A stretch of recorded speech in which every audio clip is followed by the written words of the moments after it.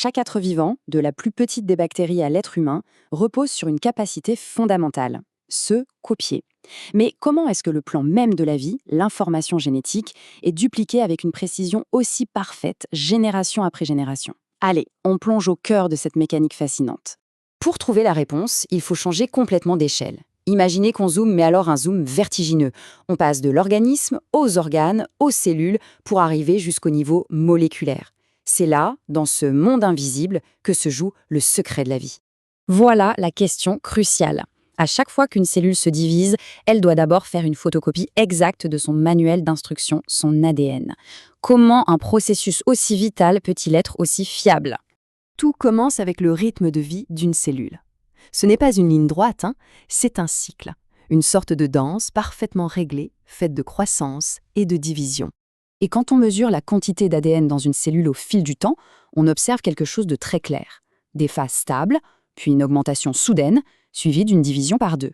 Et ça recommence, encore et encore. Ce rythme, c'est notre premier indice. Le moment qui nous intéresse, c'est ce doublement. C'est logique. Avant de pouvoir se séparer en deux, la cellule doit d'abord dupliquer tout son matériel génétique. La première énigme, c'est donc de comprendre comment se produit ce doublement. Les biologistes ont bien sûr cartographié tout ça. Il y a des phases de croissance, G1, de préparation G2, et la division, M pour mitose.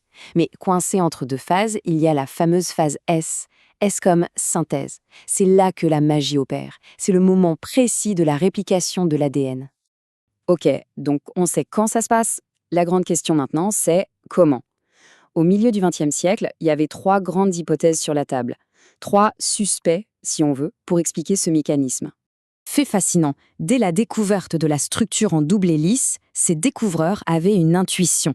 Francis Crick, dans une lettre, avait déjà imaginé que chaque brin de l'ADN pourrait servir de modèle, de matrice, pour en fabriquer un nouveau, une idée d'une simplicité désarmante. Alors, premier suspect, le modèle conservatif. L'idée, ici, c'est que la molécule d'ADN de départ reste intacte. Elle sert de modèle pour créer une copie entièrement nouvelle à côté d'elle. Au final, on aurait l'ancienne molécule et une molécule flambant neuve. Deuxième suspect, le modèle semi-conservatif. C'est l'idée de Crick. La double hélice s'ouvre un peu comme une fermeture éclair et chaque brin sert de patron pour fabriquer un nouveau brin.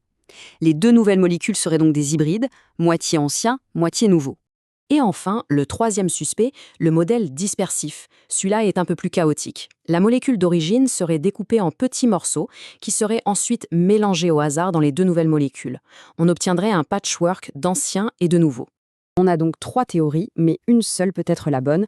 Pour trancher, il fallait une expérience d'une ingéniosité folle. Et c'est là que Matthew Meselson et Franklin Stahl entrent en scène en 1958. Leur idée était juste brillante. L'ADN contient de l'azote. Ils ont donc utilisé 2 versions de cet atome. De l'azote 14, le plus courant, qui est léger, et un isotope plus rare, l'azote 15, qui est lourd.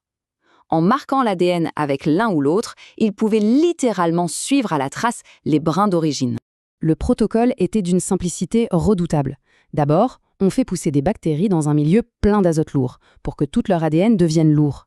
Ensuite, on les transfère dans un milieu avec uniquement de l'azote léger. Du coup, tout nouvel ADN fabriqué sera léger. Ils n'avaient plus qu'à observer ce qui se passe après 1 puis 2 divisions. Et c'est là que ça devient génial. Chaque modèle prédisait un résultat complètement différent.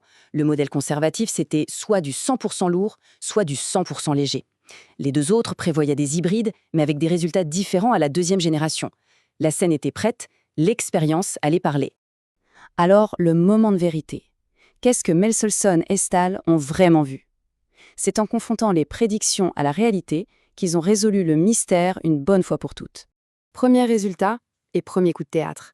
Après une génération, tout l'ADN est de densité intermédiaire. Un parfait hybride lourd-léger. Ça élimine d'office le modèle conservatif qui prédisait 2 bandes bien séparées. Suspect numéro 1, innocenté. Le suspense continue. Après la 2e génération, le modèle dispersif, lui, prédisait que tout l'ADN deviendrait un peu plus léger. Mais ce n'est pas du tout ce qu'on voit.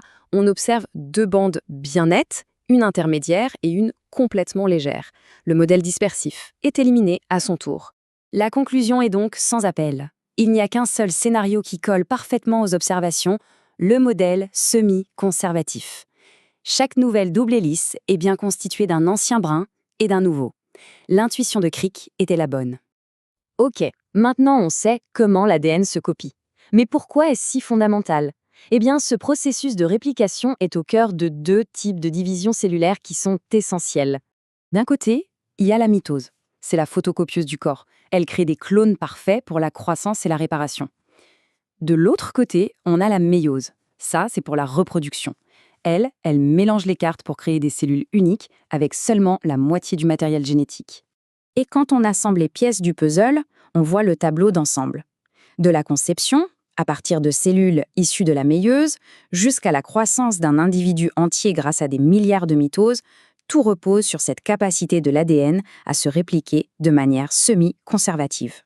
Au final, la solution à ce grand puzzle de la vie est d'une simplicité et d'une efficacité stupéfiantes. Un brin en donne deux, qui en donne quatre, et ainsi de suite, alimentant toute la complexité du vivant. Ça laisse songeur, non? On peut se demander combien d'autres secrets aussi fondamentaux de l'univers reposent sur des principes aussi élégants, attendant simplement qu'on les découvre.